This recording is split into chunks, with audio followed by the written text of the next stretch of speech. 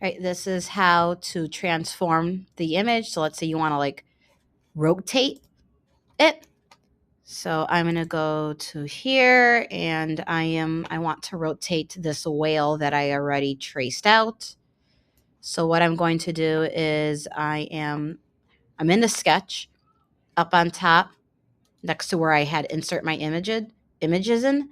It looks like 4 little boxes. Click on that down arrow, click on transform, click on what I want to transform. So I can either highlight everything or if it already highlights all of it in orange. This lets you move it, the little square. This makes it bigger and smaller. And this one right here lets you rotate it.